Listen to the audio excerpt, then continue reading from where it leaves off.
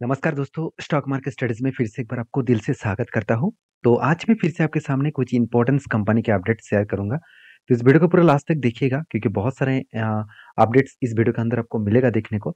और इस वीडियो को इस वीडियो को ज़रूर लास्ट तक इसीलिए देखने के लिए मैं बार-बार बोल रहा हूँ क्योंकि आपको कुछ नया सीखने को और नया जानने को मौका मिलेगा। तो चलो देख लेते हैं कौन-सा कंपनी है इस वीडियो के अंदर। उसके साथ-साथ आप टेलीग्राम को भी जॉइन कर सकते हैं, जहाँ पे आपको लर्निंग पर्पस में बहुत सारे डेटा अपडेट दिया जाता है। वहाँ पे कोई भी आपको टिप्स एंड ट्रिक्स नहीं दिया जा रहा है और कोई भी आपको चार्जेस भी नहीं लिया जा रहा है। फ्री ऑफ कॉस्ट आप टेलीग्राम को यूज़ कर सकते हैं एज़ अ लर्निंग पर्पस में। तो चलो देख लेते हैं कौन-सा कंपनी है इस वीडियो के अंदर। फर्स्ट जो कंपनी उसका नाम है बालाजी अमीन्स। तो इसके ऊपर मैंने एक शानदार तरीके से एक ट्रेड बना था, जो मैं आपके साथ शेयर किया था। सबसे पहले वो मैं आपको दिखाऊँगा। तो देखिए यहाँ पे क्या बना, ध्यान दीजिएगा जब भी कुछ इस तरीके से ट्रेड बनेगा नेक्स्ट टाइम, तो आप ज़रूर उस ट्रेड को लेने से पहले इस सारी चीज़ों को ज़रूर फ़ॉलो अप करना। देखिए सबसे पहले आपको मार्किंग करना है। देखिए कंटिन्यूअसली अगर कोई बाइंग कैंडल दिखे, तो इस बाइंग कैंडल के बीच में कोई भी रेड कैंडल नहीं होना चाहिए। कोई भी रेड कैंडल नहीं होना चाहिए। अगर रेड कैंडल बने तो वो कैंसलेशन किया जाएगा। तो जितने बाइंग कैंडल बनेगा उसको लोअर साइड और अपर साइड को मार्किंग कर लेना। तो जब भी मार्किंग करेंगे तो टोटल आपको ड्यूरेशन देखने को मिलेगा यहाँ पे। तो कितना परसेंटेज का ड्यूरेशन है? 29%। हमेशा आपको 20% ढूँढना होगा। 20% से अगर ज़्यादा बने, तो वहाँ पे एक ट्रेड बन सकता है। अभी ट्रेड कैसे लेंगे? 2 चीज़ों को ध्यान रखना है। पहले जब भी कुछ इस तरीके से पैटर्न्स बने, कंटीन्यूअसली बाइंग पैटर्न्स बने और मैंने 7 साल तक इसी तरीके से जो-जो पैटर्न्स में आपको इस वीडियो के माध्यम से सीखने को मिलेगा, वो 7 साल तक इसी तरीके से पैटर्न्स को मैंने सीखा, काम किया और इसके ऊपर बैक टेस्टिंग किए। बहुत सारे कंपनीज़ के ऊपर बैक टेस्टिंग करके देखा। ज़्यादा से ज़्यादा मतलब पॉज़िटिव रिज़ल्ट इस तरीके से पैटर्न के ऊपर देखने को मिला। जैसे रोसारी बायोटेक उसके ऊपर भी ट्रेड मिला, आईईएक्स उसके ऊपर भी ट्रेड मिला, इसी तरीके से ट्रेड मिला है। जाकर मेरे वीडियो देखिए, वहाँ पे आपको खुद पता चलेगा। तो देखिए यहाँ पे करना क्या है, सबसे पहले इस तरीके से जब भी कुछ रेंज बनेगा, 2 तरीके से डेटा को आपको जानना होगा। पहले 200 जो ईएमए है, उसके नीचे एंटी बना, तो उस लेवल को आपको मार्किंग करना है। और मतलब 200 डेज नीचे अगर कुछ इस तरीके से ट्रेड बने तो हायर पॉसिबिलिटी है। जब भी वो नीचे लेवल को टच करेगा, यहाँ पे टच किया एंटी बने। और उसके बाद देखिए इजी तरीके से यहाँ पे टारगेट बनने के लिए जा रहा था, टारगेट नहीं बना। बहुत सारे लोग मुझे यहाँ पे कमेंट्स क्या क्या सर टारगेट के नज़दीक है, तो क्या टारगेट के नज़दीक हो तो टारगेट बुक करना चाहिए? देखिए आपके ऊपर राय होंगे। तो मैं हमेशा एकदम टारगेट के नज़दीक हुआ तो मैं टारगेट बुक कर लेता हूँ, क्योंकि कभी-कभी होता क्या है इसी जगह से रिवर्सल कर जाते हैं। और अगर बहुत पहले से ही रिवर्स कर गया तो मैं वेट करूँगा। तो फाइनली देखिए फिर से नीचे आया, रीटेस्ट किया और देखिए धीरे-धीरे करके वो क्या फाइनली यहाँ पे टारगेट को अचीव किया। टाइम बहुत ज़्यादा लगा, टाइम अराउंड आप देखेंगे तो टाइम बहुत ज़्यादा टाइम लग गया, करीबन 219 दिन के आसपास। तो अराउंड आप 9th मंथ बोल सकते हैं, 9 मंथ बोल सकते हैं। देखिए 9th मंथ में 29% एटलीस्ट 30% के आसपास गेन। तो 1 साल में भी अगर 30% का गेन मिलता तो भी मेरे लिए बेस्ट रहता। बाकी देखिए इस तरीके से पैटर्न्स को ढूँढिए, उसके बाद काम करिए। देखिए मैं आपको एक बार बार-बार इस चीज़ को बोलूँगा कि कोई भी पैटर्न को ढूँढने में कुछ नहीं होगा। आपको उसके साथ-साथ कंपनी का फाइनेंशियल डिटेल्स भी देखना पड़ेगा। जैसे इस कंपनी का देखिए डेप्थ 0 है, इनकम अच्छा है, प्रोमोटर के पास होल्डिंग्स अच्छे हैं, आरओसी, आरओई बेस्ड है और कंपनी के जो क्वार्टरली रिज़ल्ट है, वो आप देखेंगे तो लगातार एक रेंज के हिसाब से बढ़ रहा था। अभी केमिकल सेक्टर है, तो केमिकल का जो डिमांड है मार्केट में कम हुआ, तो टोटल सेक्टर में प्रॉब्लम है, तो इसलिए कंपनी का सेल्स प्रॉब्लम आया है, सेल्स कम हुआ। तो उसके कारण मतलब कंपनी के अंदर कुछ गड़बड़ी नहीं है, कंपनी ठीक-ठाक परफॉर्मेंस कर रहा है। और मैंने ट्रेड लिया कुछ एक एक ही कारण की वजह से, वो है कंपनी का सीडब्ल्यूआईपी। कंटिन्यूअसली कंपनी सीडब्ल्यूआईपी के ऊपर 196 करोड़ के आसपास पैसा लगाया। इतना ज़्यादा पैसा लगाने के कारण मैंने इस जगह पे ट्रेड लिया और इस कंपनी के ऊपर ट्रेड लिया। तो ये सारे पॉइंट्स आपको पहले देखना होगा, ऑब्जर्व करना होगा, उसके बाद काम करिए। तो देखिए प्रोमोटर के साथ एफएसडीएस पब्लिक हर किसी के पास इन्वेस्टमेंट आपको देखने को मिल जाएगा। अब ये इस कंपनी के ऊपर अगर मैं लास्ट कुछ फ्यू डेज़ का डिलीवरी का परसेंटेज दिखा दूँ, तो डिलीवरी कुछ वीक होता देखने को मिला। क्यों? क्योंकि ऑलमोस्ट टारगेट हो चुके हैं। तो टारगेट के बाद कभी प्रॉफिट बुकिंग होंगे, तो यहाँ पे वॉल्यूम कम होता देखने को मिलेगा। तो बाकी इस कंपनी के ऊपर आपकी क्या राय है? ज़रूर कमेंट्स करके बताना। नेक्स्ट जो कंपनी है उसका नाम आप देखेंगे तो इंद्रप्रस्थ गैस लिमिटेड। देखिए इंद्रप्रस्थ गैस लिमिटेड कंपनी के नाम में ही आपको पता चल गया।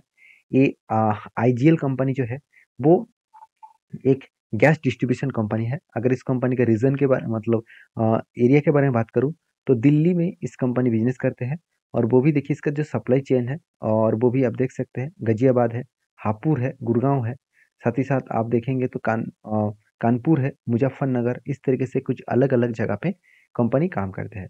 तो कंपनी का मेनली जो प्रोडक्ट है वो क्या है? वो प्रोडक्ट है सीएनजी, एलपीजी, साथ ही साथ पीएनजी, इस तरीके से गैस डिस्ट्रीब्यूशन के ऊपर काम करते हैं।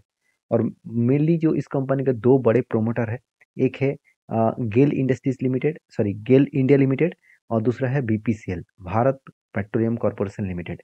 ये दोनों कंपनी के पास 50-50% का होल्डिंग है, 50-50% का होल्डिंग लेकर रखा है। तो एक गवर्नमेंट कैटेगरीज कंपनी बोल सकते हैं। फिर भी इस कंपनी के ऊपर ज़्यादा से ज़्यादा इन्वेस्टमेंट आप देखेंगे तो आप देखेंगे तो प्रोमोटर के बाद एफएसडीएस ने भी अच्छा खासा होल्डिंग उठाया। जो लोग सोच रहे हैं कि इस कंपनी के ऊपर एक बिग क्रैश देखने को मिला तो और भी बड़ा करेक्शन हो सकता है, तो उसके लिए मैं बता दूं, कंपनी के ऊपर यहाँ पे जो करेक्शन देखने को मिला था वो एक्चुअली गवर्नमेंट के एक अनाउंसमेंट के कारण, क्योंकि गवर्नमेंट ने अनाउंसमेंट कर दिया कि दिल्ली में जितने सारे एलपीजी गाड़ियां हैं, जितने सारे एलपीजी गाड़ियां और जितने सारे सीएनजी गाड़ियां हैं, तो उस सीएनजी गाड़ियों को और एलपीजी गाड़ी को वो बंद करेंगे, क्योंकि पॉल्यूशन कम करने के लिए इस तरीके से डिसीजन लिया जा रहा है। और उस जगह पे इलेक्ट्रिक व्हीकल्स गाड़ियां मार्केट में लॉन्च करने वाला है। तो जिसके चलते है एक बिग करेक्शन देखने को मिला, क्योंकि ऑब्वियसली कंपनी का अगर प्रोडक्ट का डिमांड कम हो जाए, कंपनी का प्रोडक्ट का सेल्स कम हो जाए, तो एक भारी भरकम प्रेशराइज देखने को मिलेगा।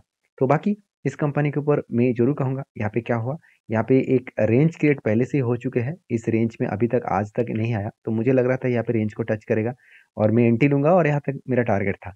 तो फाइनली यहाँ पे देखिए कुछ पहले शोल्डर कम हेड कम शोल्डर बना था और यहाँ पे ब्रेकआउट हुआ, टारगेट भी अचीव हो चुके हैं। और मैं फिर से एक ट्रेड लेने के इंतजार कर रहा हूँ, क्योंकि यहाँ पे एक रेंज बना था 24% के आसपास, अभी जो मैंने आपको बालाजी अमिन्स के ऊपर दिखाया सेम टू सेम है। और यहाँ पे मुझे इंतजार करना पड़ेगा, जब भी इस लेवल को टच करेंगे तब एंट्री लूंगा, उससे पहले कभी भी एंट्री मत लेना, क्योंकि हमेशा रूल्स को फॉलो करके चलना, रूल्स को कभी भी ब्रेक मत करना, क्योंकि पैसा हर कोई कमाने के लिए आया है। तो पैसा कमाने के लिए सबसे पहले रूल्स को फॉलो करने करके चलना पड़ेगा। देखिए अगर आप मान के चलिए, जब स्कूल में जब एनुअल स्पोर्ट्स होता था, 100 मीटर का आपने रान दिया, तो 100 मीटर के रान में अगर हुइसल बजने से पहले ही अगर आप रान स्टार्ट कर देते हैं तो आपको डिस्क्वालीफाइड किया जाता था। तो इसी तरीके से रूल्स को फॉलो करके चलेंगे तो हम मार्केट में रहेंगे, अगर रूल्स के फॉलो करके नहीं चलेंगे तो हम मार्केट से बाहर हो जाएंगे। तो सारे पॉइंट्स को आपको जरूर देखना चाहिए, सारे पॉइंट्स को आपको जरूर ऑब्जर्व करना चाहिए। अभी देखिए नेक्स्ट जो कंपनी उसके बारे में चर्चा करूँ तो उसका नाम है आरबीएनएल।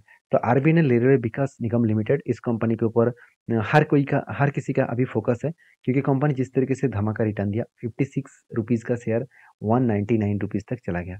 तो लोगों का एक मतलब थिंकिंग था कि अभी आज मतलब 56 से 199 बना, तभी 199 से फिर से कंपनी 1000 तक बन सकता है। देखिए 1000 तक जरूर बनेगा, जरूर बनेगा, मतलब इसका कोई गारंटी नहीं है। फिर भी जिस तरीके से गवर्नमेंट ने आरबीएनएल को प्रोजेक्ट दिया और जिस तरीके से रेलवे गवर्नमेंट लगातार प्रोजेक्ट लेके आ रहा है, और ये भी बता रहे हैं कि 3000 से भी ज़्यादा ट्रेन नया ट्रेन मार्केट में लॉन्च करेंगे, तो सोचिए डायरेक्टली फ़ायदा इसी सारे कंपनीज को होगा। तो कंपनी का फ़ायदा होगा मतलब कंपनी का रेवेन्यू बढ़ेगा, प्रॉफिट मार्जिन बढ़ेगा, तो और कंपनी का ग्रोथ भी देखने को मिलेगा। तो अभी क्वेश्चन यहाँ पे ये है कि जो जो व्यक्ति सोच रहा है कि अभी कंपनी के ऊपर क्या निवेश करना चाहिए, देखिए वैल्यूएशन के हिसाब से बात करो, कंपनी का वैल्यूएशन अभी भी सस्ते में है, आरओसी आरओई ठीक है, इनकम भी जबरदस्त है, और कंपनी का हाथ में कैश फ्लो नेगेटिव है। तो कैश फ्लो नेगेटिव होने के कारण क्या है?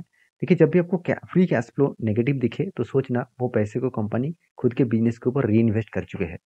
अभी कंपनी के कैश फ्लो के बारे में बात करूँ तो कंटिन्यूसली कंपनी का कैश फ्लो इस बार नेगेटिव देखने को मिला। मैं पहले ही बोल चुका हूँ कैश फ्लो तो आपको नेगेटिव दिखेगा, क्योंकि कैश फ्लो नेगेटिव देखने के पीछे एक ही रीजन है, कंपनी खुद के बिजनेस के ऊपर फिर से री इन्वेस्ट कर चुके हैं, जितना पैसा आ रहा था वही पैसे को री इन्वेस्ट कर चुके हैं, क्योंकि कंपनी को एक बड़ा प्रोजेक्ट मिला। प्रोजेक्ट कितना मिला वो देख लीजिए, करीबन 1000 करोड़ के आसपास, करीबन 1100 करोड़ के आसपास कंपनी को प्रोजेक्ट मिला। और इतना ज्यादा प्रोजेक्ट मिलने के चलते हैं कंपनी के ऊपर एक अच्छा खासा ग्रोथ और मोमेंटम देखने को मिला है। तो अभी एक चीज को मैं बता दूं, कंपनीज के ऊपर एज ए इन्वेस्टर, प्रोमोटर से लेकर एफआईएसडीएस पब्लिक, हर किसी के पास आपको इन्वेस्टमेंट दिख जाएगा। हाँ मान लेता हूँ कंपनी के जो प्रोमोटर के पास होल्डिंग ज़्यादा था वह भी खुद के स्टेक को बेचा, और मिनिमम जो इन्वेस्टमेंट होना चाहिए प्रोमोटर के पास 75% से नीचे, तो उसी इन्वेस्टमेंट यहाँ पे देखने को मिले। अभी देखिए एफआईएसडीएस के पास अच्छा खासा होल्डिंग्स है और पब्लिक के पास भी होल्डिंग्स देखने को मिला। तो आप इस कंपनी के ऊपर किस तरीके से ट्रेडिंग करते हैं कि इन्वेस्टमेंट कर रहे हैं, वो मुझे कमेंट्स करके ज़रूर बताइए। और लास्ट कुछ फ्यू डेज़ में कंपनी का जो वॉल्यूम है, वो धीरे-धीरे करके बढ़ता हुआ देखने को मिला, क्योंकि बीच में 30% के आसपास हुआ करता था, अभी 40% के आसपास देखने को मिला है।